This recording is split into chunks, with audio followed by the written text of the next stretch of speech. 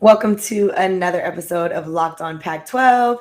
Today we are catching up with Locked On Sun Devils host Conner Dreos to talk about ASU's game against BYU and, all the struggles there. And then we'll also be previewing the game. We'll start the start of conference play with the game against Colorado coming up this weekend. So a lot to talk about today.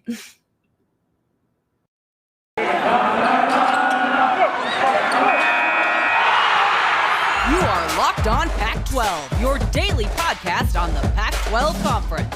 It's the Locked On Podcast Network, your team every day.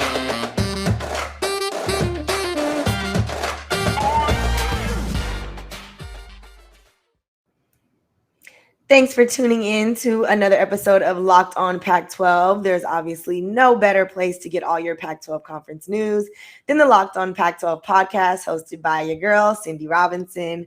Follow the Locked On Pac-12 podcast on the Odyssey app or wherever you get your podcasts. Now, joining me is Conner Dreos from Locked On Sun Devils. Conner, how are you doing today? I'm doing better than Saturday, so I've had a little bit of time to mull that game over, but I'm in a little bit of a better mood.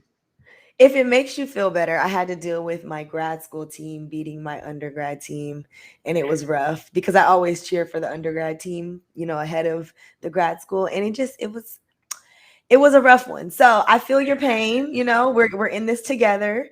It's still Pac-12 love. But yeah, I saw that it was a rough one for you guys. BYU really just came in and destroyed the Pac-12 for their first 3 games of the season. And, you don't have to feel bad because you're not the only one that went through it.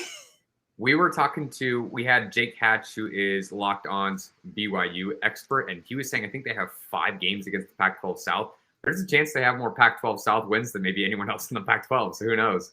That would be wild and crazy. And I would not be sure. Right. I would not be shocked at this point because whatever it is, and it's funny because, when they played against Arizona, they definitely look like a team that could be beat, and it just seems like they've gotten it together each week or have exposed some of the Pac-12 teams, whatever, way you want to look at it.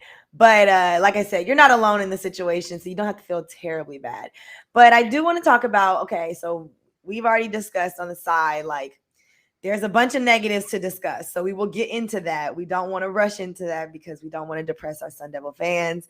So let's start off with some positives because in my opinion, I'm hoping there is some positives. I like to think there's always a positive in situations. So let's hope there's something to still look forward to for the Sun Devil fans, especially as they're, getting ready to start conference play. So what are some positives you took away from that game? Ultimately, it always goes back to Jayden Daniels. Now entering year 3, we have just been waiting for his arm to just come alive. That was actually his biggest calling card, even though he was a dual threat quarterback. Everything I had read about Jayden coming into his freshman year was how lively of an arm he has. And there are just times where he makes some throws and it's like, dang, why can't he just do that more? Early on in the first quarter, he had a throw to Andre Johnson, which went for about 58 yards, was this close to scoring that touchdown. I mean, it's not so much that you expect those kinds of plays every single drive or every single half. But when he can make those kinds of throws, it just makes you want him to do that more. So as we keep looking at the Sun Devil team, there are a lot of players at the wide receiver position that can do that. It's just nobody's stepping up, right? Between Andre Johnson, Buckley Shelton, we also have Ricky Pearsall and Curtis Hodges at tight end. There are names. It's just nobody's quite getting to where they need to be as far as the wide receiver. But Jayden did make quite a few good passes over the last 2 weeks. He's had almost 60 pass attempts. So we were hoping that he would see a little bit more action than he did week 1. So Jayden is getting the time and at least the opportunity to make those throws. He has been super efficient. He's just not throwing a ton of touchdowns because when they get in close, they do like to run the ball. Running the ball specifically, Chip Trayanum was a late scratch going into this game. Rich and I had thought going into it we were going to get Trayanum back. But Daniel Nagata was a super nice surprise. We knew he was a hard runner, but when he was given the ball closer to the third quarter, he was a spark plug that they needed to get them back in it. He had 8 for 82 and a touchdown on the ground. What was a little frustrating is they kind of went away from it. I mean, at some point, if you're going to continue to run the ball, why not just go with what works, right? Yeah. I did read that, like, that was probably one of the most frustrating parts of the game is, like, why wouldn't you stick with what was actually working for you in that game? And I think that that there's a lot to be said there about pivoting, right, from your game plan. If, initially you think you're going to go with something, but something else works, why wouldn't you make that switch? I don't know. We're not the coaches, so, Herm Edwards doesn't call and ask my opinion. I really wish he would. He doesn't even have to care about my opinion. I just want to talk to Herm Edwards. He seems like a great guy. Yeah, he definitely does. He definitely does. So do you think we'll see more of Daniel Ngata? Like, you think maybe that'll be encouraging for them to be like, okay, let's revisit that, because he did play well. He, actually got them a touchdown, got them in the mix of the game. For a big team, when you have like a running back that just absolutely stands out and is their star player, that's all well and good. But from a coaching perspective, why wouldn't you want to include everybody who can at least produce at that level, right? Yeah. So if you have Ngata spelling Rachaad White and Chip Trayanum when they can, and he's doing well at it, why not keep everyone's legs fresh, especially with Chip's injury right now? There's no need to force that. So I really hope they do include everybody. It's always fun to have somebody have all these stats just racking up as an individual. But all we care about is a team win. If you can get that from multiple places, I'll take that all day. Yeah. Coming up next, Conner and I will dive into the not so fun part of the game, and that will be all the negative stuff. And from what I hear, it's a lot to talk about. So, yeah. But for all you college football fanatics, you definitely want to check out Prize Picks. Prize Picks is daily fantasy made easy. And, I've heard great things about it. I am a fantasy fan, so Prize Picks is perfect. They're the leader in college sports daily fantasy. They offer more college football props than anyone in the world. And they even offer like all the star players of the Power 5, as well as mid-major players you might have never even heard of. They offer props you can think of, from yardage to touchdowns, even interceptions thrown. You pick 2 to 5 players and an over/under on their projections, and you can win up to 10 times on any entry. It's just you versus the projected numbers. Prize Picks allows mixed sports entries, which is really cool because you can take the over on LeBron combined with the under on Mahomes in the same entry. So use the award-winning app on both the App Store and Google Play. Entries can be made in 60 seconds or less. It's literally that easy. Prize Picks is safe and offers fast withdrawals. So don't hesitate. Check out prizepicks.com or go to your app store and download the app today. Prize Picks is daily fantasy made easy. Now, I like to help you make money, but I also like to help you save money. And for those of you that may have some issues with your car, rockauto.com is the place for you. With ever-increasing numbers of makes and models, it's now impossible for your local chain auto parts store to stock all the parts you need. So save time and money when using rockauto.com. Rock Auto is a family business. They've been serving do-it-yourselfers for over 20 years. Their prices are always reliably low for every customer, not just, if you have a discount because you're a auto person or whatever the case may be. They have everything you could need, from brake parts, tail lamps, motor oil, and even new carpet. So go explore their easy-to-use website today to find the solution to your auto part needs. You can go to rockauto.com right now and see all the parts available for your car or truck. I guarantee you they'll have everything. See, even the dog knows Rock Auto is the one to go to. Right locked on in their How Did You Hear About Us box, so they know we sent you. Amazing selection, reliably low prices, all the parts your car will ever need. rockauto.com.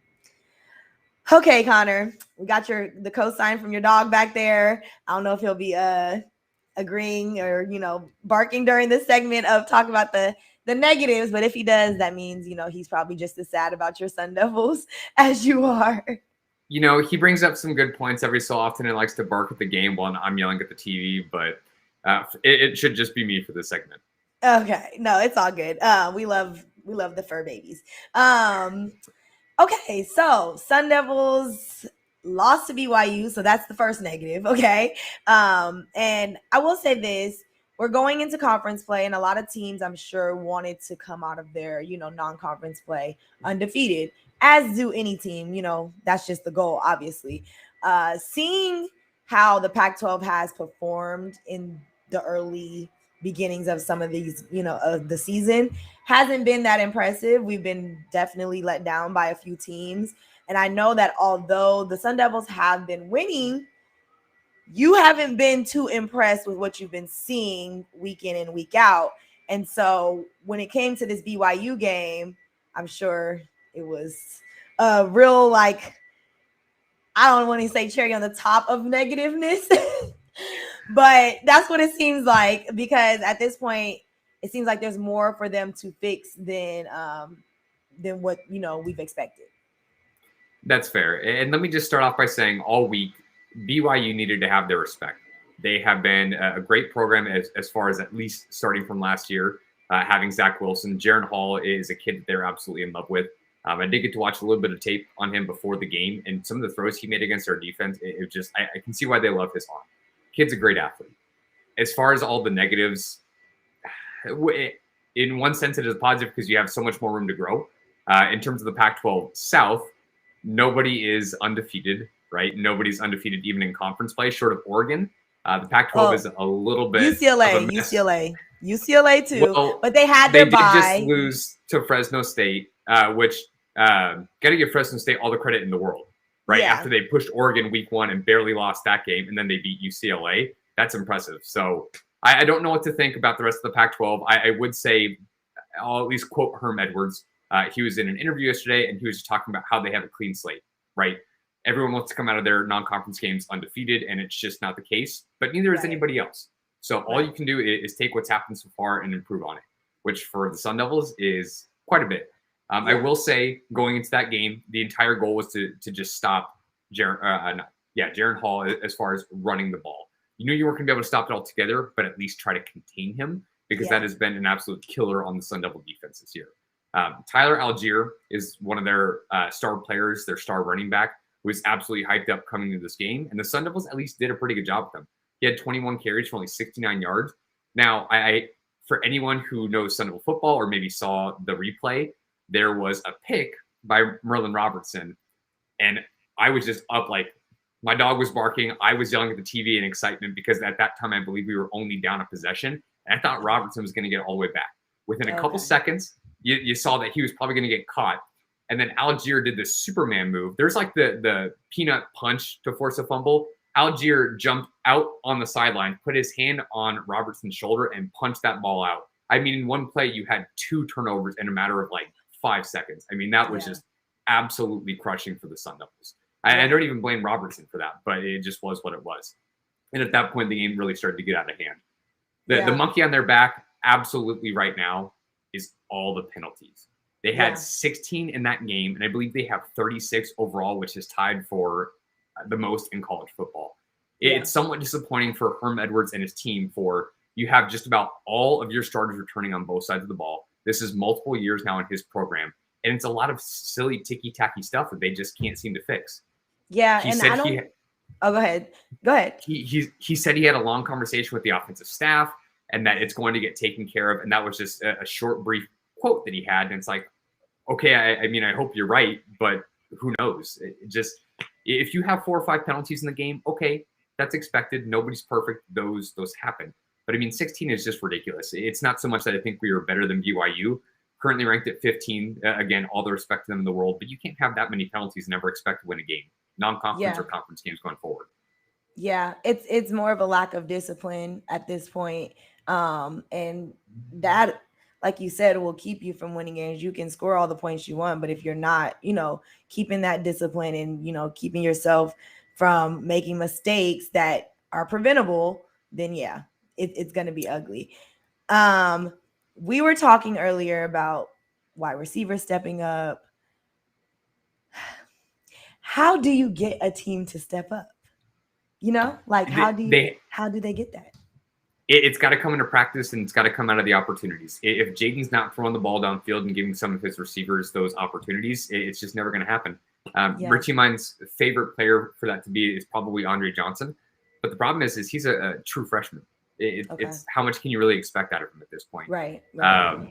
So again, he had that huge catch in the first quarter. And that was even something that Herm Edwards spoke to, is the lack of consistency in those big plays. Because after that 58-yard catch, I believe it was Curtis Hodges had like a 28 or 29-yard catch later in that game. And that was about it. Rashad White, even with a Andre Johnson's 58-yard catch, he never caught another ball the rest of the game. Rashad White ended up leading the team in receiving yards. Everything is basically coming from the running backs, which if it's working, that's great. But when you are so one-dimensional and defensive coordinators that it's either a run to the running back or a pass to the running back or a run with Jayden Daniels, I mean, it sounds all well and good, but until you actually have the threat of being able to throw downfield, they're going to force you to beat them with Jayden Daniels' arm until they can actually do it. Yeah. Okay. Well, coming up next, we will discuss the preview of next week's game with Conner. And then, hopefully it'll be a better situation for the Sun Devils. But if you're into betting, we're back and better than ever. All eyes are on the gridiron as teams are back to start another football season. As always, BetOnline is your number one spot for all the pro and college football action this season. With a new updated site and interface, even more odds, props, and contests, BetOnline.ag continues to be the number one source for everything football. So head to the website or use your mobile device to sign up today to receive your 100% welcome bonus. That's double your initial deposit just for signing up. So don't forget to use the promo code NFL100. From basketball, football, boxing, right to your favorite Vegas casino games, don't wait to take advantage of all the amazing offers available for the 2021 season. BetOnline is the fastest and easiest way to bet on all your favorite sports. Okay, Conner. So we're starting conference play. This is probably going to be the most important games of, the season for the Sun Devils. Again, they started this season and everybody really had high hopes for them. Consider them kind of the sleepers of the Pac-12 South, but also like the team to beat. UCLA has kind of turned things around and given a lot more than we even expected, I would say. USC has been failing in a sense, but, kind of holding on. They're in a roller coaster right now, and it's kind of unknown of what they're going to be considering their situation with their coaches and everything. So how do you feel about the Sun Devils going up against Colorado to start off conference play? If I can handpick a game short of it being like Arizona in terms of Pac-12 South, Colorado is probably the team I want to go up against, especially at home. Okay. I don't know what to think of Colorado. Like they played, I think it was Northern Colorado week 1. They took care of business, kind of like we had a couple easy games weeks 1 and 2. Good for you. But then they played a good Texas A&M team, then took them to the wire, and it kind of made you think like, well, maybe Colorado could be legit. Yeah. Then against Minnesota, they got completely shut out. Nothing was impressive on the offensive side of the ball, and their coach was saying they have to completely rethink everything. I don't know how much they're actually going to accomplish in a week. I'm very much a proponent of like any given, in this case, Saturday. I'm just not going to discount anybody, because if you go in talking about how ASU is going to do this and that, and all of a sudden like they fumble on the first possession, or it's a 3-and-out, and then all of a sudden Colorado scores, like, like it's not going exactly how you expect. So Colorado is a team that's struggling right now. And again, having to go on the road to Tempe, I really think that ASU is going to come in and take care of business.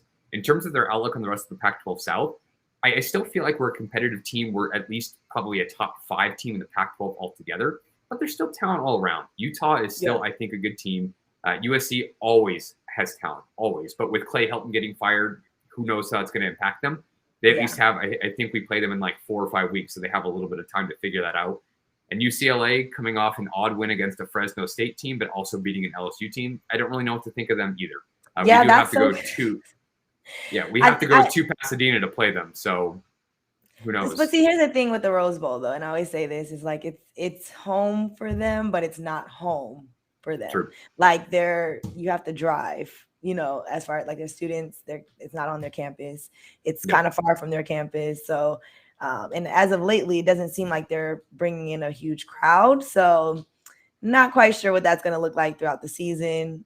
Maybe as school starts, we'll see, people coming in and whatever. But we still have people concerned about COVID, as they should be. So, I'm not sure what that'll look like. I don't know. How do you feel like the attendance will be for the Sun Devils game this weekend? I think that place has got to be rocking. Over here in Arizona, as far as COVID restrictions are, it's kind of like, depending on who you talk to, it's in one ear, out the other. But ASU is selling out their stadium, and whether that's a good or bad thing is another conversation. But that student section will be rocking and ideally creating a lot of havoc when the offense is on the field for Colorado.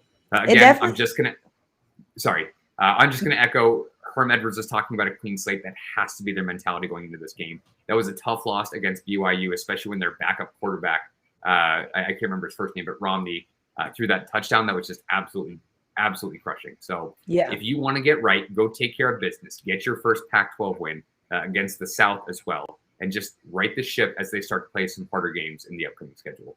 Yeah. All right, Connor, thank you so much for joining us. Always a pleasure to have you on.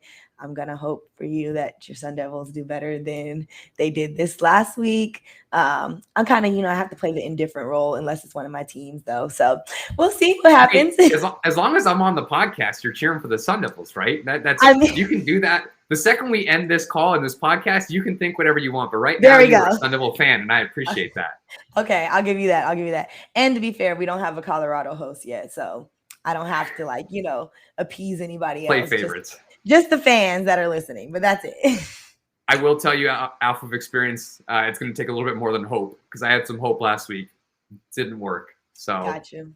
Any given Saturday, we'll see what the Sun Devils can do, but hopefully it'll be a good bounce back game for them. For sure. For those of you interested in betting and need some advice, check out the Locked On Bets podcast hosted by your boy Q and handicapping expert Lee Sterling. You can get daily picks, blowout specials, wrong team favorite picks, and Lee Sterling's lock of the day. So follow the Locked On Bets podcast brought to you by BetOnline AG wherever you get podcasts.